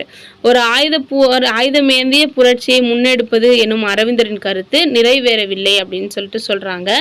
அரசோட அடக்குமுறை, மக்களின் மறுப்பு ஆகிய 2 காரணங்களால் வங்காளத்தில் புரட்சிகர இயக்கம் படிப்படியாக வீழ்ச்சி அடைஞ்சிருச்சு அப்படின்னு சொல்லிட்டு சொல்கிறாங்க. ஓகேவா? புரட்சிகர இயக்கத்தை சேர்ந்தவங்களில் முக்கியமானவங்க எல்லாருமே வந்து பிராமணர்களாகவும் காயஸ்தர்களாகவும் வைசியர்களாகவும் தான் இருந்தாங்க அப்படின்னு சொல்லிட்டு சொல்கிறாங்க. ஓகேவா? அப்போ புரட்சிகர தேசியவாதம் வந்து ஒரு சில சமூகத்துக்குள்ளேயே முடங்கி போயிடுச்சு அப்படின்னு சொல்கிறாங்க. அடுத்ததாக ஆங்கிலேயரோட அடக்குமுறை.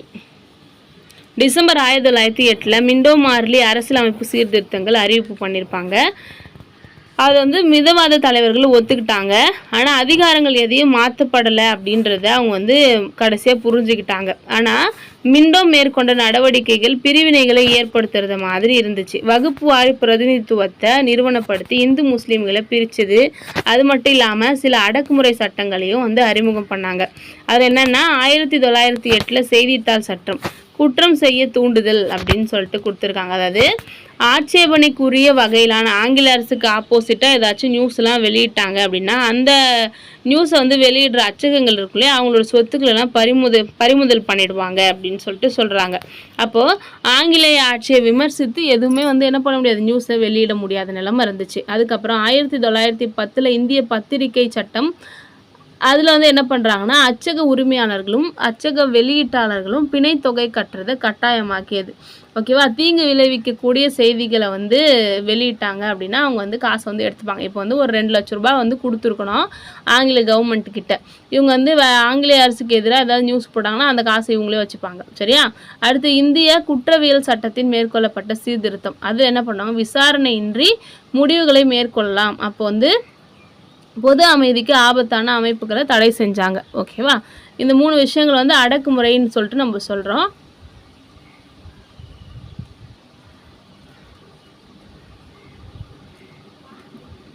அப்போ வந்து இதெல்லாம் செய்யும்பொழுது நம்ம என்ன பண்ணோம் அப்படின்னா அடங்கி போயிட்டோமா அப்படின்னு கேட்டால் இல்லை. வங்காளத்துலேருந்து இந்த புரட்சிகர இயக்கங்கள் வந்து எங்கெல்லாம் பரவுச்சு அப்படின்னா நம்மளுக்கு உத்தரப்பிரதேஷ், பஞ்சாப் அந்த இடத்துக்குலாம் பரவுச்சு அப்படின்னு சொல்லிட்டு சொல்கிறாங்க. சரியா, தமிழ்நாட்டில் சுதேசி இயக்கம் எப்படி இருந்துச்சு அப்படின்னு பாருங்கள்.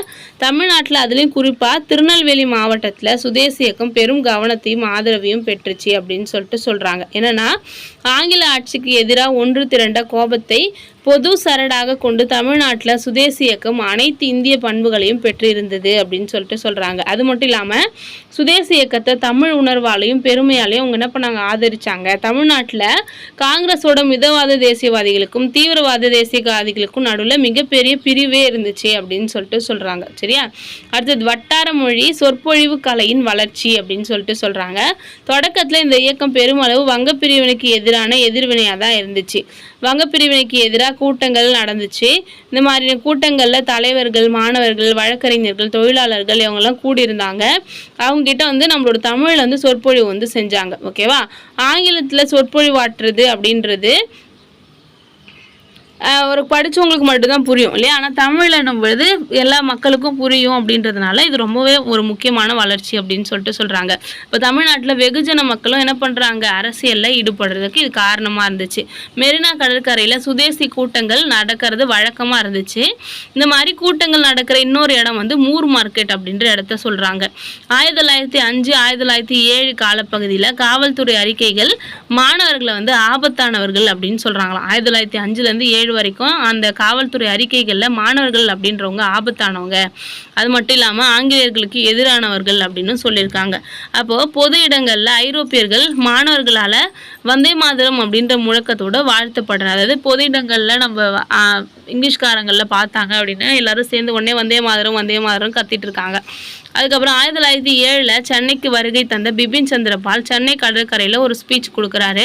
இதை பார்த்த உடனே எல்லாருக்கும் வந்து ரொம்ப அதிகமான ஒரு ஆர்வம், அதாவது ஆவேசம் வருது சுதந்திரம் கேட்கறதுக்காக அப்படின்னு சொல்லிட்டு சொல்கிறாங்க. சரியா, அது வந்து ஒரு ஆழமான தாக்கத்தை தமிழர்கள் மத்தியில் ஏற்படுத்துச்சு அப்படின்னு சொல்லிட்டு சொல்கிறாங்க.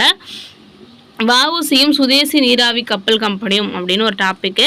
1906 வஉசி ஆங்கிலேயரோட கடற்பயண முற்றுரிமைக்கு எதிராக சுதேசி கப்பல் கம்பெனி அப்படின்ற ஒரு கம்பெனியை உருவாக்கணும் அப்படின்னு நினைக்கிறாரு. 1906 வஉசி என்ன பண்ணுறாரு அப்படின்னா சுதேசி நீராவி கப்பல் கம்பெனி அப்படின்னு சொல்லப்படுற ஒரு கூட்டு பங்கு நிறுவனத்தை பதிவு செய்கிறாரு. மொத்தம் 10 லட்சம் முதலீடுகள், 10 லட்சம் ரூபாய், அதை வந்து 40,000 ஷேராக வந்து பிரிக்கிறாரு. ஒரு ஷேர் வந்து 25 ரூபா அப்படின்னு சொல்லிட்டு இந்தியர்கள், இலங்கை சேர்ந்தவர்கள் எல்லாரும் சேர்ந்து வந்து என்ன பண்ணுறாங்க அப்படின்னா இந்த கப்பலை வந்து வாங்குறாங்க. இந்தியா, இலங்கை 2 பேருக்கு மட்டும்தான். சரியா, இதில் வஉசி வந்து 2 கப்பல் விட்டாருன்னு சொல்லுவோம். அதில் ஒன்று எஸ்எஸ் காளியா, இன்னொன்று எஸ்எஸ் லாவோ அப்படின்ற 2 நீராவி கப்பலை வாங்குறாரு.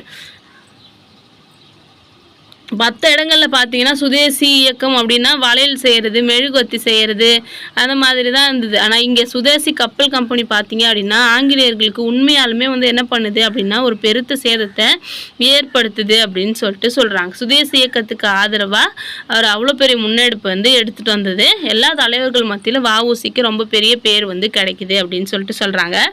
சுதேசி கப்பல் நிறுவனத்தை பற்றி ரொம்ப சந்தோஷமாக திலகர் வந்து என்ன பண்ணுறாரு அப்படின்னா கேசரி, மராட்டா அப்படின்ற அவரோட பத்திரிகைகள்லாம் வந்து எழுதுறாரு. அதே மாதிரி அரவிந்த் கோஷ் வந்து பாராட்டுறாரு. இது மட்டும் இல்லாமல் அவர் வந்து அந்த ஷேர்லாம் விற்கிறதுக்கு வந்து ரொம்பவே ஹெல்ப்ஃபுல்லாக இருந்திருக்காரு அரவிந்த் கோஷ். சரியா, அதில் பெரிய பெரிய பங்குதாரர்கள் 2 பேர் இருக்காங்க. ஒன்று பாண்டித்துரை, இன்னொன்று ஷாஜி பக்கீர் முகமது. இவங்க தான் நிறைய ஷேர் வந்து வாங்கியிருக்காங்க அப்படின்னு சொல்லிட்டு சொல்கிறாங்க. ஓகேவா. தொடக்கத்தில் ஆங்கில நிர்வாகம் இந்த கப்பலை பார்த்துட்டு என்ன பண்ணுறாங்கன்னா இவனுங்களாம் ஒன்றும் செய்யப்பட்டானுங்க அலட்சியப்படுத்தினாங்க. ஆனால் சுதேசி கப்பல் கம்பெனி ரொம்பவே வந்து ஃபேமஸ் ஆகும்பொழுது இதை என்ன பண்ணுறாங்க அப்படின்னா ரொம்ப ஃப்ரீயாக கப்பல் விடுறது அந்த மாதிரி இந்த கப்பல் கம்பெனி வந்து நசுக்கிட்டாங்க. சரியா. அடுத்தது கோரல் நூற்பாலை வேலை நிறுத்தம். சூரத் மாநாட்டில் பங்கேற்றதுக்கு அப்புறம் ஊர் திரும்பின வஉசி ஒரு அரசியல் அமைப்பை தொடங்குவதற்கான பணிகளை செய்யணும் அப்படின்னு நினச்சார். அப்போ அவர் ஒரு நல்ல பேச்சாளர் தேடிட்டு இருந்தார். அப்போ தான் சுப்பிரமணிய சிவாவை அவர் பார்க்குறாரு. 1907 பிப்ரவரி மார்ச் மாதங்களில் 2 பேரும் தூத்துக்குடி கடற்கரையில் டெய்லியும் பொதுக்கூட்டத்தில் பேசிகிட்டு இருந்தாங்க. அப்போ மக்களுக்கு சுதேசி அப்படின்னா என்ன, புறக்கணித்தல் பற்றிலாம் அவங்க சொல்லி கொடுத்துட்ருக்காங்க. அப்போ ஆயிரக்கணக்கான மக்கள் இதில் கலந்துக்கிட்டாங்க. சரியா. அதை வந்து கவர்மெண்ட் வந்து நல்லா உன்னிப்பாக பார்த்துட்ருக்காங்க. 1908 கோரல் மில் தொழிலாளர்கள் அவங்களுக்கு வந்து அதிகமாக வேலை வாங்குறாங்க. வாழ்க்கை சூழல்கள் ரொம்ப மோசமாக இருந்துச்சு. அப்போது இதை வந்து வஉசியும் சிவாவும் வந்து பார்க்குறாங்க. அப்போ வந்து என்ன பண்ணுறாங்க அப்படின்னா அந்த தொழிலாளர்கள்கிட்ட உரையாற்றி அந்த பருத்தி நூற்பாலையில் வேலை நிறுத்தம் செய்யணுங்க அப்படின்னு சொல்கிறாங்க. அதனால் 1908 மார்ச்சில் வேலை நிறுத்தத்தில் ஈடுபடுறாங்க. இந்தியாவில் ஃபஸ்ட்டு தொடக்க காலத்தில் திட்டமிட்டு நடத்தப்பட்ட ஒரு வேலை நிறுத்தமாக இந்த வேலை நிறுத்தத்தை சொல்கிறாங்க. சரியா. இது வந்து தேசிய செய்தி பத்திரிகைகள் எல்லாம் வந்து ரொம்ப ஆதரவு பண்ணாங்க அப்படின்னு சொல்லிட்டு சொல்கிறாங்க. ஆனாலும் இந்த ஆலை உரிமையாளர்கள் வேலை நிறுத்தம் பண்ணாலும் என்ன பண்ணல, ஒத்துக்கிட்டு போகல, அசைஞ்சு கொடுக்கல அப்படின்னு சொல்லிட்டு சொல்கிறாங்க. அதனால கவர்மெண்ட்டு ஆங்கில அரசும் வந்து என்ன பண்ணுறாங்க அப்படின்னா நிர்வாகத்துக்கு தான் ஆதரவாக இருந்தாங்க. சரியா. தொழிலாளர்களுக்கு நெருக்கடி கொடுக்கணும் அப்படின்றதுக்காக தலைவர்களை கூட்டம் நடத்தக்கூடாது அப்படின்னு சொல்லிட்டு தடை விதித்தாங்க. அதுக்கப்புறம் ஆலை முதலாளியும் தொழிலாளியும் பேசி அவங்க ஒரு முடிவுக்கு வந்துட்டாங்க அப்படின்னு சொல்லிட்டு சொல்கிறாங்க. இதனால் தொழிலாளர்களுக்கு தான் வெற்றி. அப்போது தொழிலாளர்கள் வெற்றி அடைஞ்சது வங்காளத்தில் தீவிர தேசியவாதிகள் கிட்ட உற்சாகத்தை ஏற்படுத்துச்சு அப்படின்னு சொல்லிட்டு சொல்கிறாங்க. அதில் வங்காள பத்திரிகைகள்லாம் இதை வந்து ரொம்ப பாராட்டி எழுதியிருந்தாங்க. இந்த வெற்றி கற்றறிந்த மக்களுக்கும் பொதுமக்களுக்கும் இடையில ஒரு பிணைப்பை வந்து உருவாக்குச்சு அப்படின்னு சொல்கிறாங்க. அதுதான் சுயராஜ்யத்தை நோக்கி எடுத்து வைக்கப்பட்ட உன்னதமான முதலடி அப்படின்னு சொல்கிறாங்க. இந்தியா தொழிலாளியின் ஒவ்வொரு வெற்றியும் நாட்டிற்கு கிடைத்த வெற்றி அப்படின்னு சொல்லி அரவிந்த் கோஷ் வந்து அவரோட பத்திரிக்கை வந்தே மாதரம் வந்து புகழாரம் சூட்டியது. இந்திய தொழிலாளியின் ஒவ்வொரு வெற்றியும் நாட்டிற்கு கிடைத்த வெற்றி அப்படின்னு சொன்னவர் அரவிந்த் கோஷ் அவரோட பத்திரிகையில். அடுத்ததாக பாரதியாரை பற்றி பார்க்குறோம். கவிஞர் மற்றும் தேசியவாதி அப்படின்னு சொல்கிறாங்க. ஆங்கிலத்திலும் தமிழிலும் வெளியான செய்தி பத்திரிகைகள் வளர்ச்சி தமிழகத்தில் சுதேசி இயக்கத்துக்கு முக்கியமான ஒரு ஹெல்ப்ஃபுல்லாக இருந்துச்சு அப்படின்னு சொல்லிட்டு சொல்கிறாங்க. செய்தி பத்திரிகைகளை பயன்படுத்தி தேசியவாத செய்திகளை மக்கள்கிட்ட கொண்டு போகிறதுக்கு முக்கியமாக இருந்தவங்க வந்து ஜி சுப்பிரமணியம். அவரும் அவரோட 5 நண்பர்களும் சேர்ந்து தி இந்து அப்படின்ற பத்திரிகையை வெளியிட்டாங்க. அதுக்கப்புறம் சுதேசமித்திரன் அப்படின்ற பத்திரிக்கை வெளியிட்டாங்க. சுதேசமித்திரன் தான் ஃபஸ்ட்டு தினசரி அப்படின்னு சொல்கிறாங்க. 1906 பர்சால் காங்கிரஸ் மாநாட்டில் ஆங்கிலேயர்கள் மேற்கொண்ட நடவடிக்கைகளை விமர்சித்து ஒரு புத்தகத்தையும் வெளியிட்டிருக்காங்க. சுதேசமித்திரன் தேசியவாதிகளின் செயல்பாடுகள் குறித்து குறிப்பாக வஉசியோட உரைகள் பற்றிலாம் விரிவாக வந்து செய்திகளை வந்து போட்டிருக்கு. அப்போது இந்திய தேசியவாதம் ஒரு புதிய வழிகாட்டுதலை எதிர்பார்த்து கொண்டிருந்த காலப்பகுதியில் தான் பாரதி சுதேசமித்திரன் பத்திரிகையில் துணை ஆசிரியராக வேலைக்கு வராரு. பாரதி சக்கரவர்த்தினி அப்படின்ற மாத இதழிலையும் ஆசிரியராக வேலை செஞ்சார். இந்த சக்கரவர்த்தினி அப்படின்ற இதழ் பெண்களோட மேம்பாட்டிற்காக ஏற்படுத்தப்பட்ட ஒரு பத்திரிகை.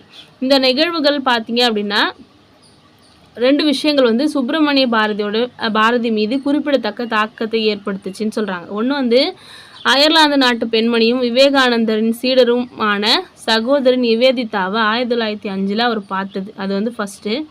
2வது குருமணி அப்படின்னு அவரால் சொல்லப்படுற அந்த பெண்மணி அவரோட தேசியவாத சிந்தனைகளுக்கு ஊக்கம் அளிச்சிருக்காங்க. நிவேதிதா தான் வந்து பாரதியோட தேசியவாத சிந்தனைக்கு ஊக்குவிச்சிருக்காங்க. அதே மாதிரி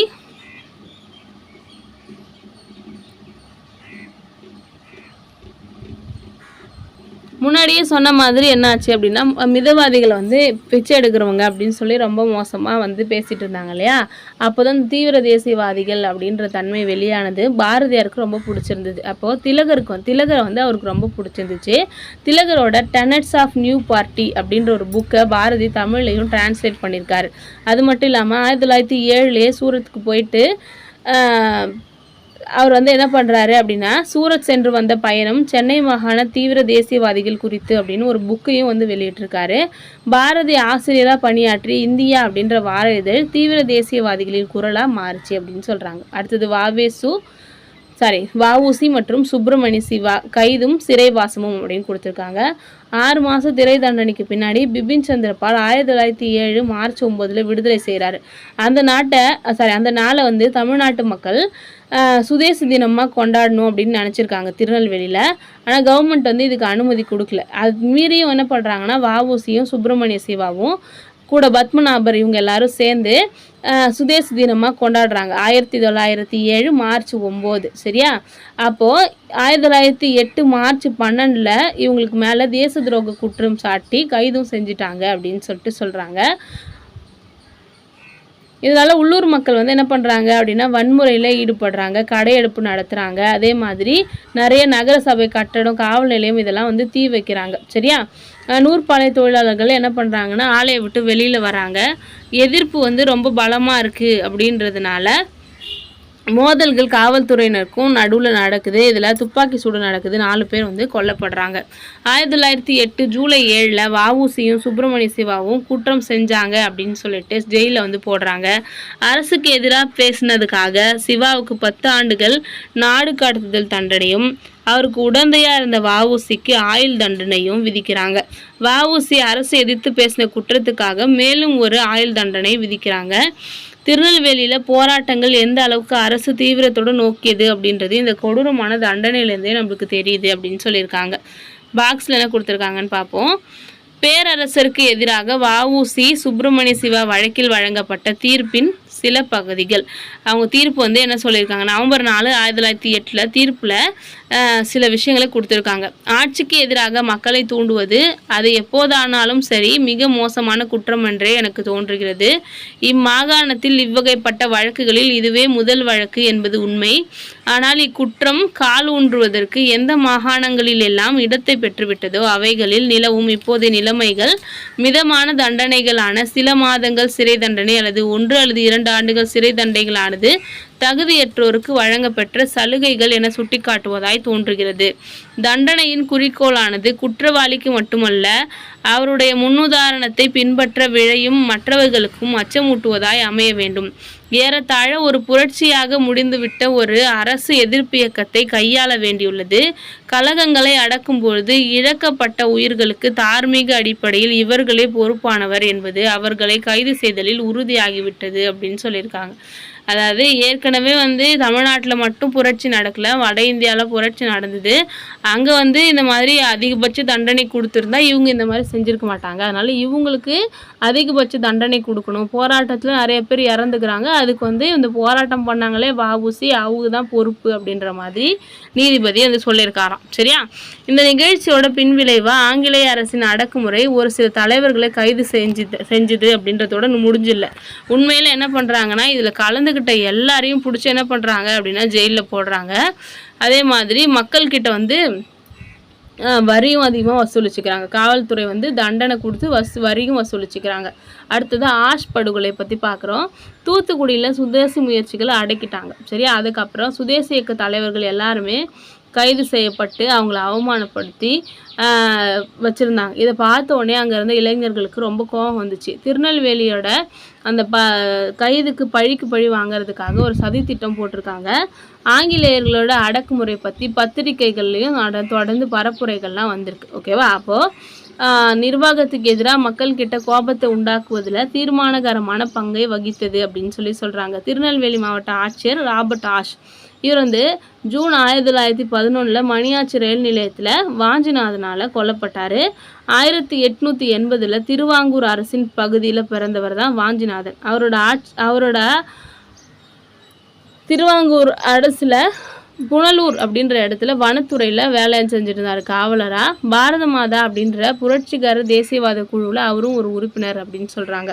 ஐரோப்பிய அதிகாரிகளை சுட்டு கொன்னோம் அப்படின்னா அவங்கள பயமுறுத்தி இந்தியர்களை வந்து புரட்சிக்கு தூண்டுறது தான் இந்த அமைப்பின் குறிக்கோள், பாரத மாதா சங்கத்தோட குறிக்கோளாக இருந்துச்சு.